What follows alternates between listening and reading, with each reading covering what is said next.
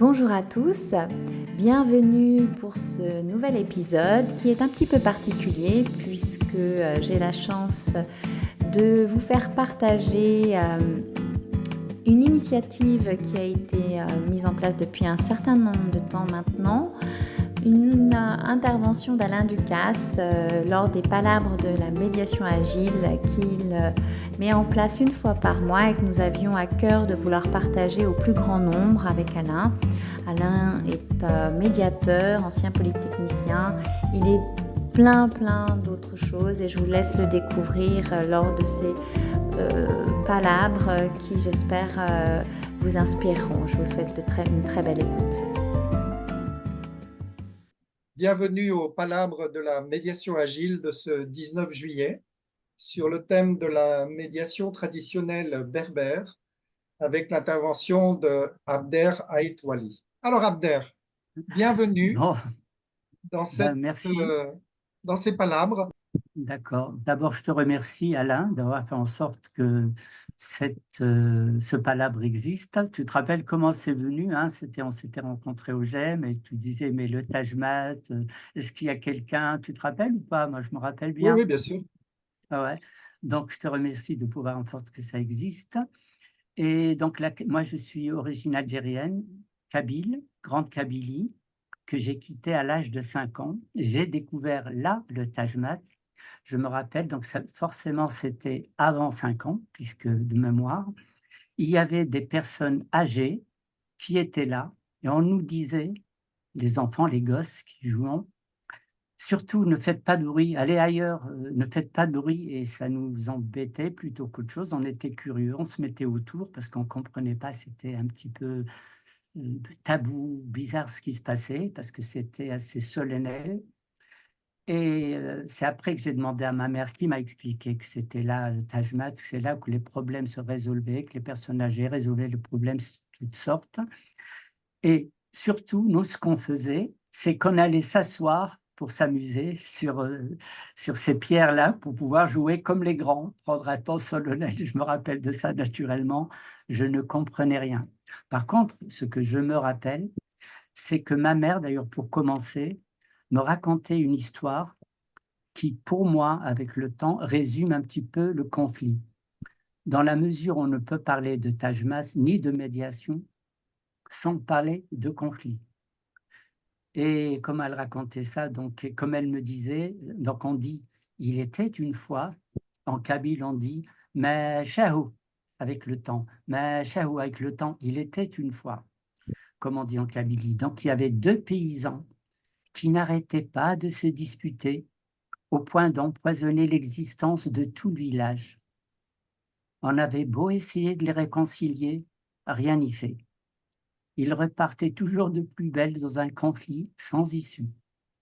Il y a eu des Taj Mahal, évidemment. Il y en a eu même eu 3 Taj Mahal qu'elle me disait, ça ne marchait pas. Ils étaient toujours remontés l'un contre l'autre. Un jour, comme à son habitude, l'un des paysans s'est levé très tôt, à l'aube, pour aller au champ.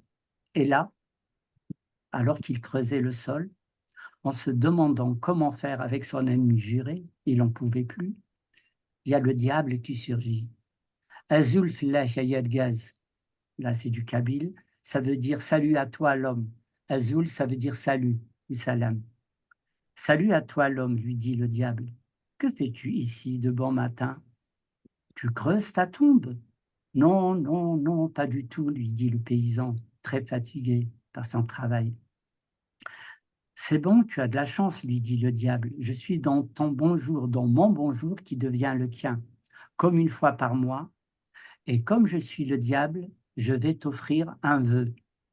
Tu peux me demander tout ce que tu veux et je te le donnerai. Seulement, sache que je donnerai le double à ton voisin. Diable je suis, diable je reste.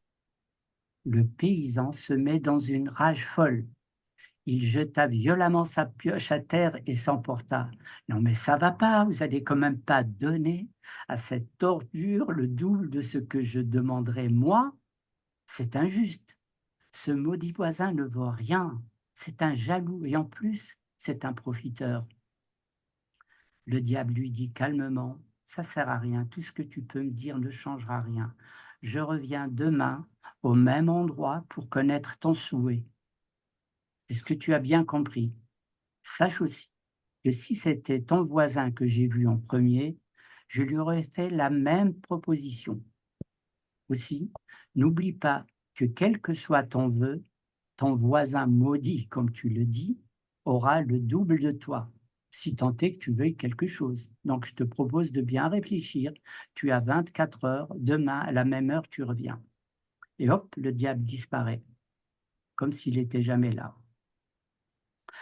Le paysan, il rentre avec ses bœufs, direction du village, mais vraiment, il ne comprend pas ce qui lui arrive. Il rentre chez lui pour manger, on dit une soupe de pois chiches, par exemple. Il raconte tout à sa femme, en parlant doucement, parce il a peur que les murs des maisons du village puissent entendre. Il a peur que son ennemi puisse entendre. C'est la paranoïa, comme je le dis dans le texte plus loin. Là, je vous invite, je vais vous le donner parce que là, je vous ai donné le texte, Le monde a besoin de médiateur, mais il y a un texte éponyme. Donc, je reviens. Il raconte l'histoire à sa femme et après avoir tourné dans tous les sens le moyen, qu'est-ce qu'il peut bien demander au diable en évitant que son voisin puisse avoir le double? Ils n'ont pas dormi de la nuit, tous les deux. Toute la nuit, ils ont eu l'esprit torturé par la proposition diabolique. Et qu'est-ce qu'ils font? Le matin, très tôt, à l'aube, ils se présentent. Parce qu'il n'avait pas d'autre choix, il a compris que le diable, ça rigole pas, au même endroit, en se demandant s'il n'avait quand même pas rêvé cette histoire. N'empêche qu'il est venu à l'aube, au même endroit, à la même heure. Au moment où il s'y attendait le moins, le diable réapparut, comme par magie, et il lui dit: alors, tu rêves de moi maintenant? C'est à croire qu'il a entendu. Comment vas-tu depuis hier, lui dit-il. Mal, mal, j'ai très mal dormi, pour ne pas dire j'ai mal dormi de la nuit. Bien, bien, bien, voilà ce qui me plaît, lui dit le diable. Si tu as de la trouvé de la souffrance dans ma proposition, ça m'arrange. Bon, qu'as-tu décidé, paysan? Eh bien voilà, monsieur le diable. Avec ma femme, nous avons pensé toute la nuit, pensé et repensé. Oui, oui, d'accord, mais à quoi tu as pensé? Ben, à votre vœu, notre vœu maintenant, puisque tu as dit que tu allais m'exaucer. Mais ce qui m'embête, c'est surtout le double pour ce tordu de voisin que je ne peux pas supporter. C'est bien, répondit Chétan. Chétan, c'est le diable en Kabylie. Je vois que tu ne l'aimes pas, et ça, je le sais, mais ça me plaît beaucoup que tu ne l'aimes pas.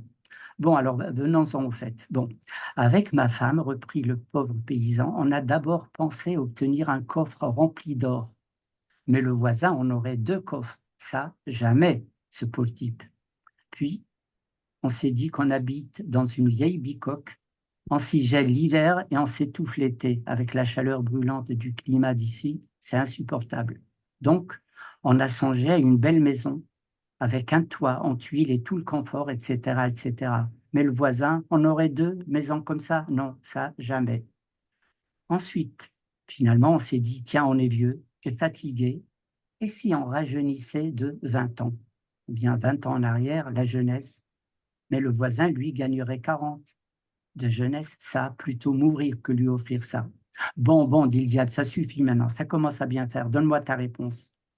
Et le pauvre paysan, il insiste encore, il dit au diable, c'est sûr, sûr, sûr, sûr que je vais avoir ce que tu vas me donner, mon voisin aura le double. Je te le promets, répondit le diable. Diable je suis, diable je reste et je n'ai qu'une parole. Bon, ok, Achitan, vas-y, crève-moi un œil. Comme ça, le voisin aura les 2 yeux crevés et du coup, il sera aveugle. Ça, ok, tu peux le faire? Oui, dit le diable. Aussitôt dit, aussitôt fait. Lui devient borgne et il disparaît, comme par enchantement. Je ne sais pas ce que pour vous évoque cette histoire, mais pour moi, elle résume l'état du conflit. Pourquoi de par le monde, il y aura toujours des conflits. Médiation, quels que soient les modes, parce que c'est dans la nature humaine. Le plus important, c'est pas tant de gagner, c'est pas tant de s'entendre, c'est que son ennemi, celui avec qui on ne s'entend pas, souffre plus que soi. On le voit dans les divorces. Je vais lui faire payer ce qu'il m'a fait. Ça, c'est en introduction pour savoir le conflit. Maintenant, je vais rentrer plutôt sur le tajmat en lui-même. Tajmat qui veut dire assemblée. Il faut savoir à quel point le Taj Mahal représente pour les Kabyles, pour les Berbères en général.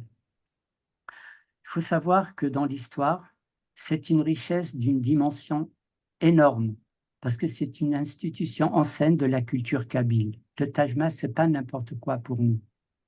Cette structure de gouvernance et de justice locale a non seulement marqué profondément la société kabyle, mais elle offre également des leçons précieuses pour notre compréhension moderne de la médiation et de la résolution des conflits. Le Taj Mahal représente une forme de démocratie participative qui, malheureusement, a été affaiblie par la colonisation française.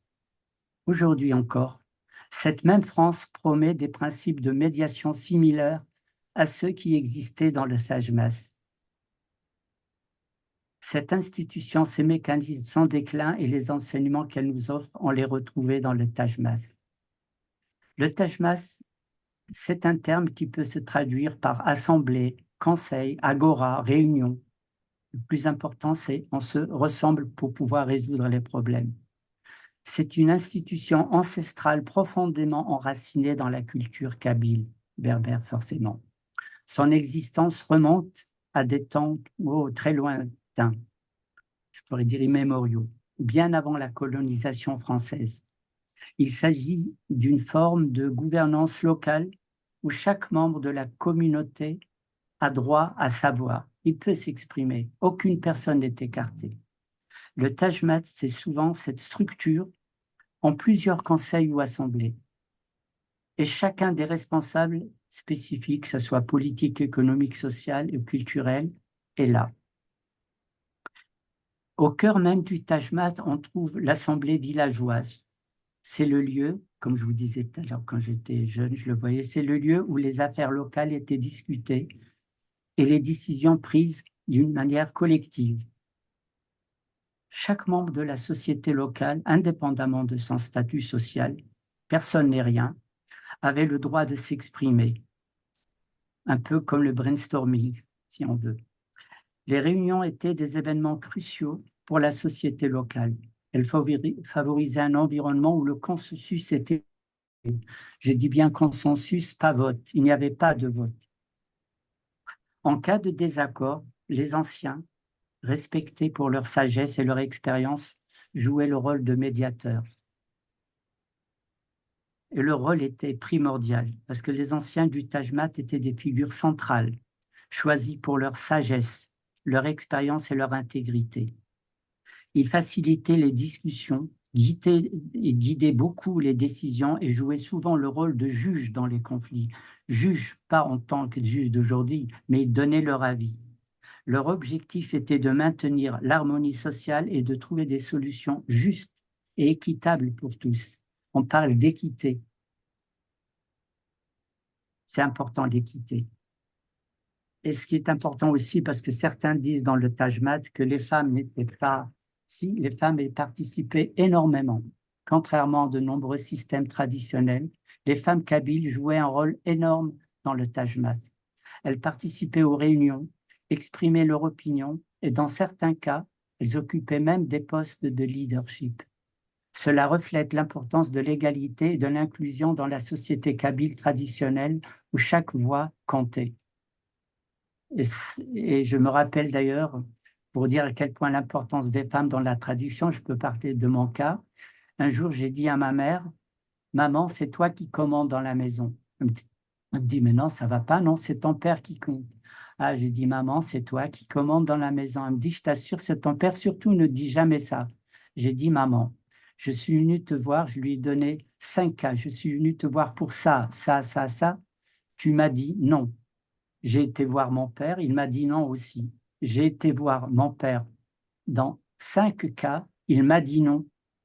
Et quand je suis venu te voir, je les ai comptés, tu m'as dit oui et c'est devenu oui. Quand mon père dit non, ça peut être oui, mais toi, quand tu dis non, c'est non. Donc, c'est toi qui diriges dans la maison. Elle m'a dit d'accord, mais ne le répète pas. Ça, je me rappelle très bien. Et je suis sûr que dans beaucoup de sociétés kabyles, berbères, algériennes, la femme a une grande importance. Comment ça se passe? Les décisions au sein du Tajmat étaient prises par un consensus autant que possible. C'est un processus de prise de décision, en fait, qui est collectif, qui permet de garantir que chaque opinion était entendue et prise en compte. Les débats étaient ouverts et participatifs.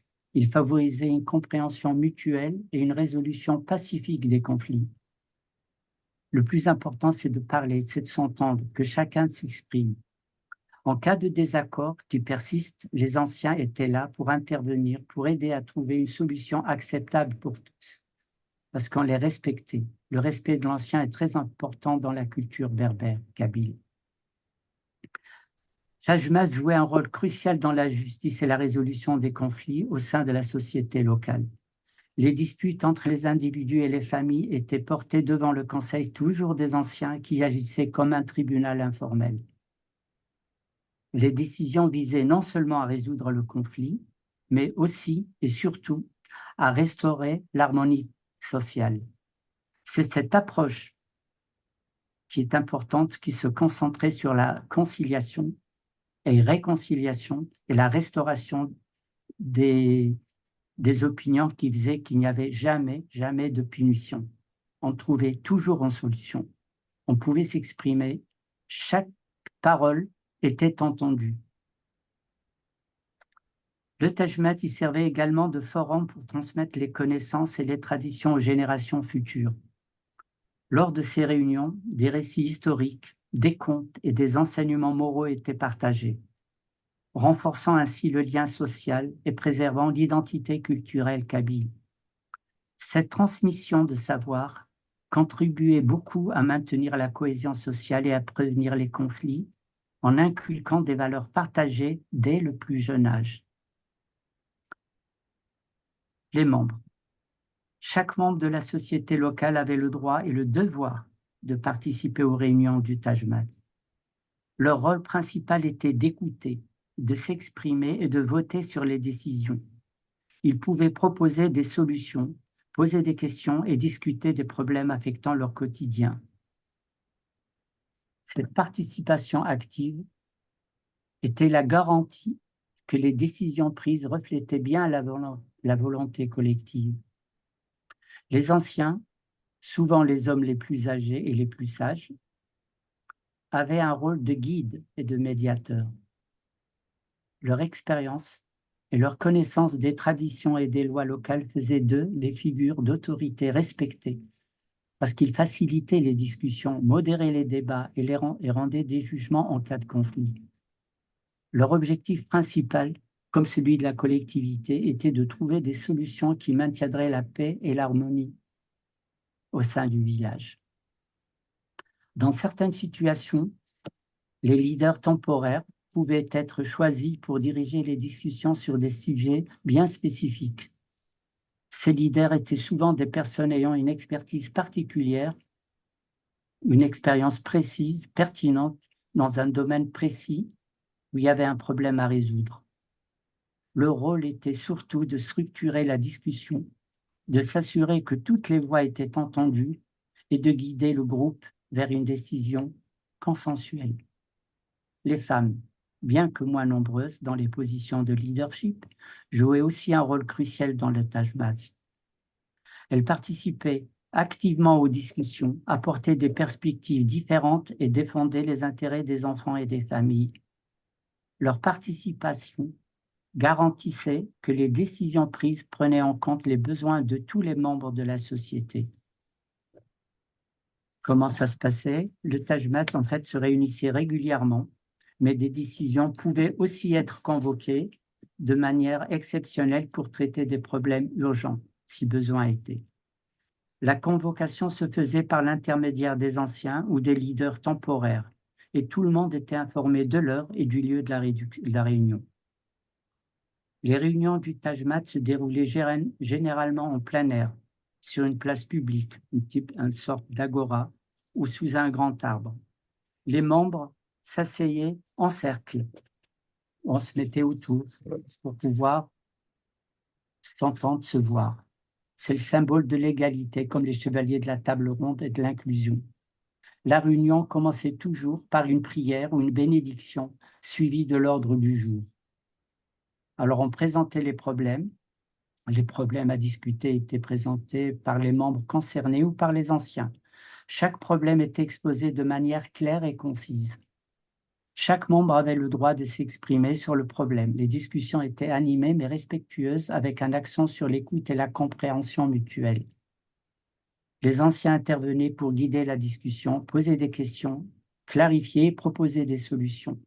Leur objectif était surtout de favoriser un débat constructif et d'éviter les conflits inutiles. Une fois que toutes les opinions avaient été exprimées, une décision était prise. Idéalement, ces décisions étaient prises par consensus. Comme je l'ai dit tout à l'heure, pas de vote. En cas de désaccord persistant, les anciens pouvaient trancher en dernier recours. La réunion se terminait souvent par une conclusion des anciens et une bénédiction pour sceller les décisions prises. Les membres se dispersaient ensuite, allant chacun de son côté, tout en respectant les décisions qui ont été prises au sein du Taj Mahal. Elles n'étaient jamais remises en question, puisque si une personne n'était pas d'accord, elle pouvait l'exprimer au moment du Taj Mahal. Et oui, c'est l'impact de la colonisation française. Quand les colonisateurs français sont arrivés, le Taj Mahal a été confronté à une nouvelle réalité. Les Français ont introduit leur propre système judiciaire et administratif, souvent en ignorant et en réprimant les institutions locales, comme le Taj Mahal. Ils considéraient ces structures traditionnelles comme arriérées et inefficaces, et ils ont imposé leur modèle de gouvernance. Cette imposition a progressivement affaibli le Taj Mahal, perturbant les mécanismes locaux de résolution de conflits et de prise de décision qui correspondaient à la culture berbère. Les Berbères ne se sont pas reconnus dans le modèle présenté par les colons. Le déclin du Taj Mahal, c'est une illustration poignante, je dirais, criante, des conséquences de la colonisation. Les systèmes introduits par les colonisateurs ne prenaient pas en compte les dynamiques locales et les valeurs locales qui étaient au cœur du Taj Mahal. Parce que le Taj Mahal était depuis la nuit des temps avec la culture. On ne pouvait pas arriver tout d'un coup imposer un système où l'on ne se reconnaissait pas. En conséquence, le rôle des anciens et les mécanismes de médiation locale ont été marginalisés, conduisant à une érosion progressive de cette institution. Comme ironie du sort, et nous le voyons aujourd'hui en France, on assiste à un engouement pour la médiation et les modes alternatifs de résolution des conflits. Les principes de médiation, de réconciliation et de justice restaurative qui étaient au cœur même du Taj Mahal sont maintenant reconnus pour leur efficacité et leur humanité. Cette ironie souligne une leçon importante à mon sens. Les solutions que nous cherchons aujourd'hui peuvent souvent être trouvées dans des pratiques anciennes et les sagesses traditionnelles que nous avions négligées ou oubliées. C'est le conflit de génération, j'irai même beaucoup plus loin. La colonisation. Et les valeurs du Taj Mahal nous enseignent l'importance et la participation et de l'inclusion dans la gouvernance. Chaque membre de la société avait une voix, comme je dis tout à l'heure, c'est important de le répéter, on ne le répétera jamais assez. Il n'y avait pas d'exclusion et les décisions étaient prises collectivement, en veillant à ce que tous les points de vue soient pris en compte, ce qui n'est pas le cas dans le système actuel. Ces principes sont essentiels pour une société démocratique et juste. L'approche du Taj Mahal en matière de justice et de résolution des conflits, elle met beaucoup en avant la médiation et la réconciliation plutôt que la punition. Cette perspective peut enrichir nos pratiques modernes en nous rappelant que l'objectif ultime de la justice est de restaurer l'harmonie et de renforcer les liens sociaux, ce qu'on a l'habitude d'oublier souvent, parce que le plus important, c'est le jugement. En reconnaissant et en respectant les traditions et les connaissances locales, nous pouvons trouver des solutions adaptées et durables aux problèmes contemporains. Taj Mahal est un exemple de richesse et de pertinence des institutions traditionnelles, même dans notre monde actuel, puisqu'on en revient. Je dirais, je ne sais pas pour conclure, mais qu'une simple institution de gouvernance locale, c'est un symbole de participation, d'inclusion et de justice. Bien que son rôle ait été affaibli par la colonisation française, ces principes continuent de résonner encore et toujours au sein de la communauté kabyle, aujourd'hui encore. En apprenant de ces pratiques ancestrales, nous pouvons enrichir notre compréhension et notre approche de la résolution des conflits, en mettant l'accent sur la participation, la conciliation, la réconciliation et l'inclusion. Je pense que c'est bon, je pourrais continuer encore sur le sujet, mais si vous avez des questions, je suis à votre disposition, je vous remercie. Voilà, j'espère que ce podcast vous a plu. N'hésitez pas à le faire savoir et à le partager afin qu'il soit vu et entendu par le plus grand nombre.